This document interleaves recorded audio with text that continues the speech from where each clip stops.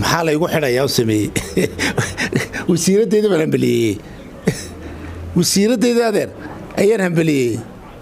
imika loo hambaliyay horena waan xamar joogana waan hambaliyay oo waan u tagay gurigeeda igu maasuuda imika haday tiray kale imika diyaarada u raacay u tagaya wasiir Khadiija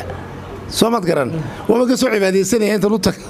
salaadeeda bi cibaadadeed adna wal ku xidhiya baad leedahay kulanti haboon daawadayaal idilhaantiinba waxa hadda barbarkayga fadhiya boqor Axmed Iimaan Warsame oo kamid ah madax dhaqameedka waaweyn ee Soomaaliland boqor ku soo dhawo marka hore telefishinka sahan bal maanta adiga telefishinka u yeeray maxaad noo wadaa aad baad ma sanad Axmedow adiga iyo sahan iyo TV-ga gabaad baan uga mahad celinaa waan salaamaya waxaan doonayaa maanta aanu imid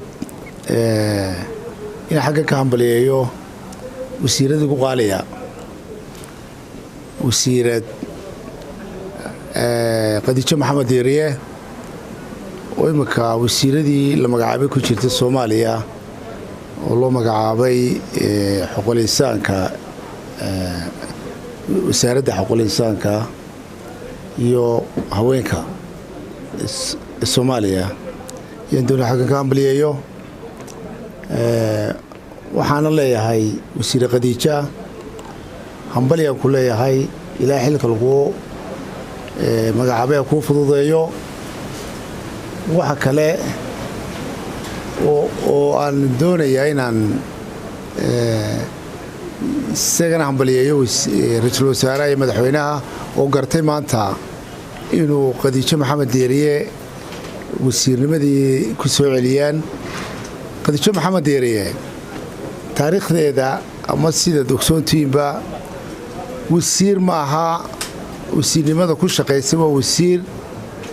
wasiirnimada loo magacaabo ugu adeega qaranka magacaabay iyo ummadda ay ka soo jeedaba xasan qabiilnimada taasna waxa ku cadeynaya wasiir Khadiija guriga ku jirta waa kiro imika 30 sano ugu dambeeyay dhowr jeer baa wasiir loo magacaabay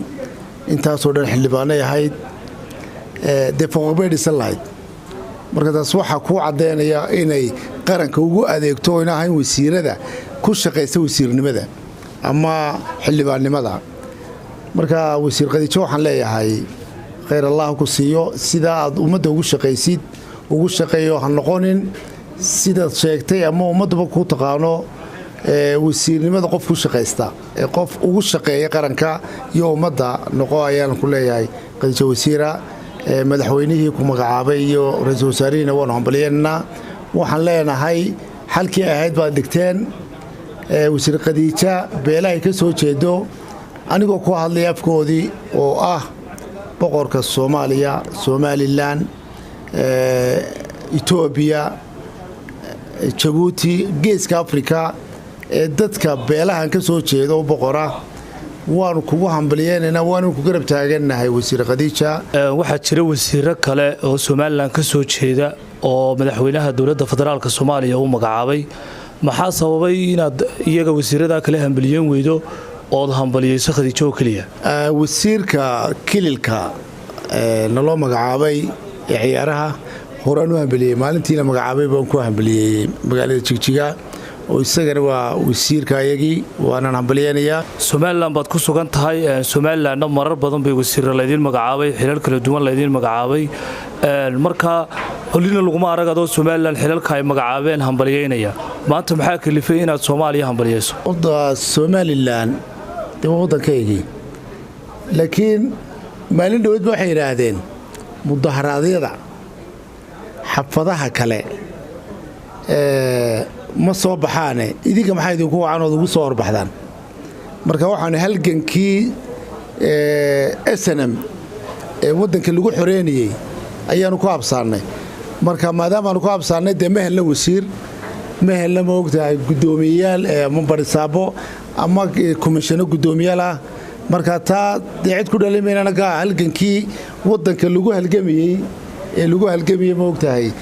SNM soo halgamisay Soomaaliya lagu xoreynayay ku habsaanay marka imika xafadda waxa waqti walba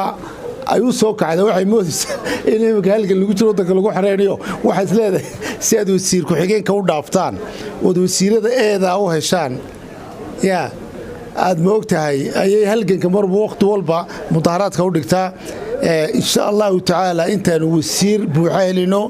intaanu helino xuquuqda ayadana daami mudaharaadka way wada soo fariiqan ka sacdo iyadana ugu horeyn doonta way Soomaaliland baad ku sugan tahay Soomaaliland iyo Soomaaliyana waa hore kala huleeleen oo kala tageen oo laba dal kala noqdeen maanta adigoo Hargeysa ku sugan oo Soomaaliland ku sugan inaad hambaliyeyso wasiir Soomaaliya loo magacaabay miyaan arintubisnimo ahayn mahay Khadiija Maxamed Diire Soomaaliland uma dhalan iyadu waxay u dhalatay koonfurta waa wasiir koonfurta u dhashay Soomaaliland wasiirada Soomaaliya ku dhashay wasiirada laga dhigay Soomaaliya de kuwa ma hambaliyeenayo mana hambaliyeen doono waxaan ka qabaa mowqifka ka taagantahay adigu Soomaaliland ka taagantahay kuwa ka taaganay laakiin Khadiija Maxamed Diire Soomaaliland uma dhalan Soomaaliland darna maaha laakiin waxay u dhaatay koonfur waana dadkan u ahay boqorka oo u ahay suldaanka waana garab taaganay Khadiija Maxamed Diire iyo cidii kaleba xitaa wasiirada Puntland loo magacaabay dadka ayaga yaan garab taaganay oo anigu kuma koobni Soomaaliland aan waxaan haystaa aqoonsi adduunyadu aqoonsiyiin inkastoo rag kale boqor ay sheegtaan in geeska Afrikaan u nahay boqorka geeska Afrikaaniga aqoonsi baan u haystaa international committee ay siiyay midiga Yurub ay siiyay cid walba way siis Soomaad garan marka aniga dadkaygu waxay joogan koonfur Muqdisho joogan Puntland bay joogan Ethiopia joogan Djibouti bay joogan xagga bay joogan marka waajib ay u tahay qof wal oo xil loo magacaabay oo geeska Afrika jooganba inaan hambaliyeeyo aniga way waajibadeen boqor Axmed Imaan Warsame wasiirada Soomaaliya baad hambaliyeysaa adigoo ku sugan caasimadda Soomaaliland ee Hargeysa ma laga yaabaa in xukuumadda Soomaaliland ay xabsiga ku taxabto maxay u taxabso sharci waxaan u leeyahay waan hambaliyey ma iska talaamunba ma iska xidhuunba war waxa de mala hadalkaygu meel kulka maray Axmedowe waxaan ku waranu boqor geeska Afrikaan ahay sharci baan u haystaa Djibouti baan tagaa Ethiopia baan tagaa Xamar baan tagaa Puntland baan tagaa dadkayga ku nool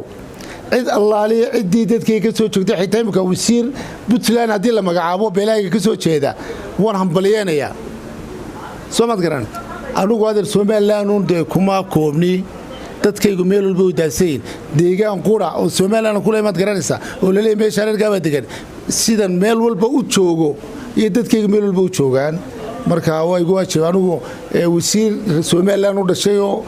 laga magacaabay xawar man hambaliyeen kaas waa qarandumis kaas waxa weeyaan soo sharcigan oo dhigayo waa uu shaqo tagay laakiin Khadiija way u dhalatay Soomaaliya Muqdisho u dhalatay ilaa intii uu ka burburka joogana yidii ubadkeedu marna kama bixin waxayna tir waan ku dhimanayaa Xamar aniga ubadkaygu qarankan u shaqeynaya Soomaalinimadan u shaqeynaya marka iyadu waa koonfur bay u dhalatay